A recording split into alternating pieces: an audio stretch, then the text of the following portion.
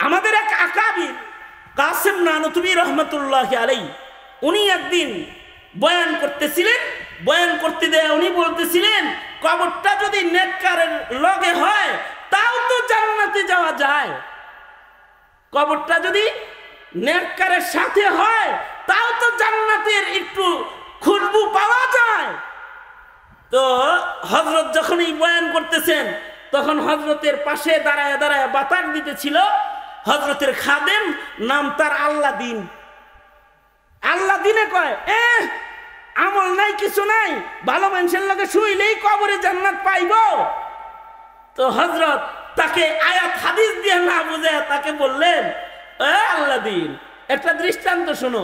তুমি যে আমাকে বাতাস দিতেছ, তোমার পাখার বাতাস কি শুধু আমাকেই ঠান্ডা করতেছে, নাকি আমার ডানে বামে যারা আছে তাদেরও বাতাস লাগতেছে? কয়, না, আমার পাখার বাতাস আপনাকেই শুধু ঠান্ডা করে না, ডানে বামে যারা আছে তাদেরও লাগতেছে।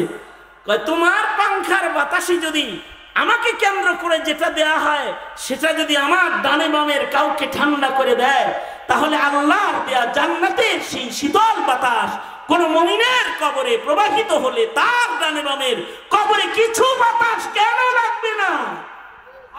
কেন লাগবে না? এ কারণে নেককারের কবরের সাথে কবরে লাভ আছে। দৃষ্টান্ত দিয়ে বুঝাইলেন। আমি আমার আজকের আলোচনার শেষ কথাটা একটি দৃষ্টান্ত দিয়ে বুঝিয়ে আপনাদের কাছ থেকে রুখসত নিতে চাই। সেটা হলো, আজ থেকে 35-40 বছর পিছনে চলে যাই, চলেন। যেই যুগে এই ক্যামেরা অথবা এই মোবাইল অথবা এই লাইভ সিস্টেম অথবা ইন্টারনেট প্রযুক্তির আগমন হয় নাই, তখন কেউ যদি বিদেশ যেত 5 মাস পরে 5 বছর পরে 10 বছর পরে আসতো, তাই না? 5 বছর 10 বছর পরে স্বামী তার স্ত্রীকে দেখতো, স্ত্রী স্বামীকে দেখতো। 6 মাসের বাচ্চা রেখে গেছিল, আয়া দেখে বাচ্চা 4-এ পড়ে, বিদেশ থেকে আইসা দেখে 3-তে ভর্তি হয়েছে।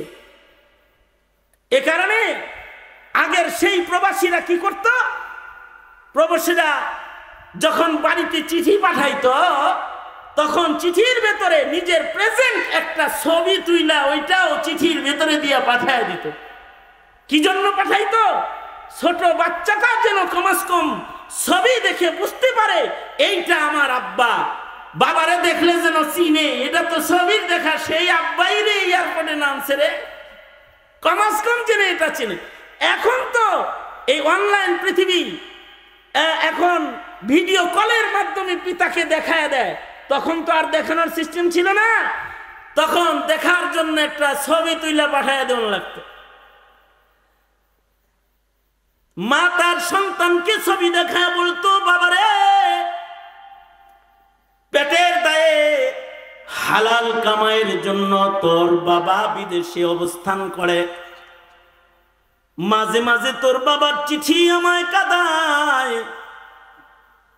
বাবারে, কত মানুষ বাবার কোলে উঠে, তুই উঠতে পারিস নাই, যে তোর বাবার ফটো, তোকে ছোটবেলায় তোর বাবার রেখে দূরদেশে তোর ভবিষ্যৎ জিন্দেগি সুন্দর বানাইবার জন্য তোর বাবা কামাইয়ের জন্য প্রবাস হিজরতকারী হয়েছে।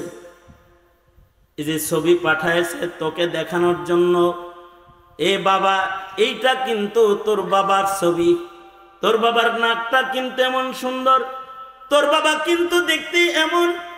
5 বছর পরে যখন বাবার ফিরার টিকিটের সময় হয়, সন্তানটা ফটো লইয়া এয়ারপোর্টে দাঁড়ায়, একবার বাবার ছবি দেখে, আবার এয়ারপোর্টে যারা নেমেছে তাদের দেখে, এক পর্যায়ে নিজের বাবার সাথে ছবির সাথে মিল দেখা বাবারে যখন চিন্না ফেলায়, 5 বছরের বিয়োগ বেদনা হাতের ছবিকে ফেলে দিয়ে সোজা নিজের বাবার বুককে নিজের বুকে লাগাইতে সন্তান যেমন দৌড়ে যায়, আর বাবার বুকে যেমন যায় জড়ায় ধরে ফেলায়, দুনিয়ার মাটিতে মুহাম্মাদুর রাসূলুল্লাহ সাল্লাল্লাহু আলাইহি ওয়াসাল্লামের সুন্নতের প্রতিচ্ছবির সাথে যাদের পরিচয় থাকবে, যারা দাড়ি ভালোবাসবে, যারা টুপি ভালোবাসবে, যারা সুন্নত ভালোবাসবে,